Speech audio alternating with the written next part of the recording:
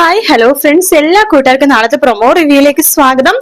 അങ്ങനെ നമ്മുടെ സരിയുനോട് ഷാരി പറയേണ്ട മോളുടെ അച്ഛൻ വരുന്നുണ്ട്. പക്ഷെ മോളുടെ അച്ഛൻ മറ്റന്നാൾ എങ്ങാനും വന്നു കഴിഞ്ഞാൽ അത് ആ സേനനും ആരെങ്കിലും അറിഞ്ഞില്ല, പിന്നെ അദ്ദേഹത്തിന് പിന്നെ ഒരിക്കലും ഇങ്ങോട്ട് വരാൻ പറ്റാത്ത അവസ്ഥയിൽ അവരാക്കി കളയും. എന്ത് ചെയ്യും മോള് എന്നൊക്കെ പറയാണ്. പക്ഷെ സരിയു പണ്ട് എനിക്കും അച്ഛനെ കാണണമെന്നുണ്ടമ്മേ, എന്ത് ചെയ്യും? അദ്ദേഹം എന്തായാലും വരട്ടെ, ആരോടും പറയാതെ.